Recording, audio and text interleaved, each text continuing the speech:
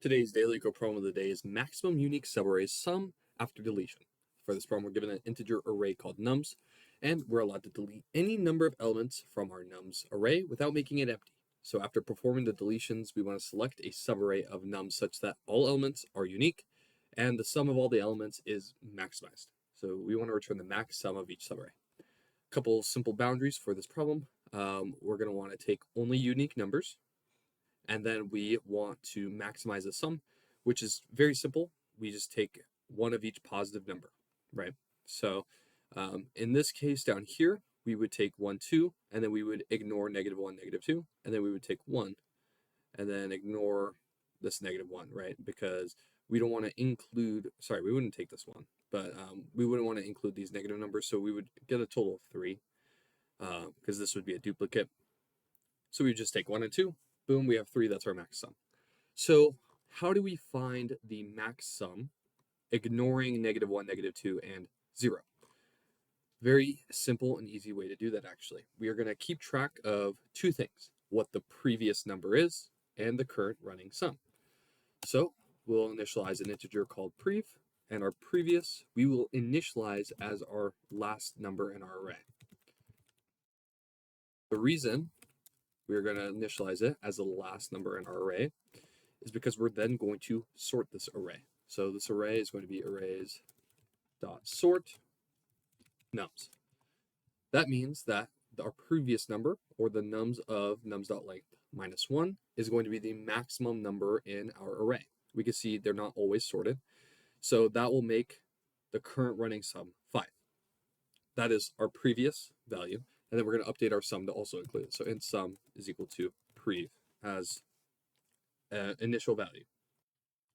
So we're going to sort our array. So then the last element is the max element. And then we'll initialize both our sum and the previous value as the max number in our array. We're now going to loop through our array, but we're going to go backwards. So we're going to start at the last position and end at the front position. This will allow us to deal with values like 0 and negative numbers, because we are going to want to maximize. So in this case, case 5, the maximum, technically, negative value would be -15. So this initializes our previous and our sum to -15. But in our for loop, we're going to identify that this number is negative. We don't want to add it or subtract it, so we're going to ignore it. And because it's sorted, if we're ignoring the next number, then we could break out of the for loop. So let's go ahead and do that. So for each integer I is going to be equal to nums.length -2 now, because we already incorporated -1.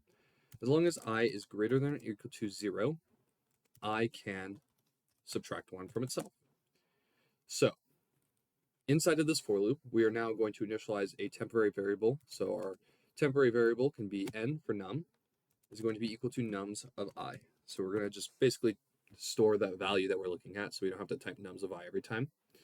And we're going to check, is this value less than or equal to 0? So if n is less than or equal to 0, well, obviously whatever comes after it is negative or 0, and we don't need to add 0 because it doesn't increase our total sum, so we can return the current running sum that we have. It break out of our loop. Otherwise, we're going to check if the current value we're looking at is not equal to the previous value, then we can add it to our sum, because we don't want any duplicates. This will allow us to keep track of our duplicates without having to use like a hash map or an array to track if a number has already been seen or not.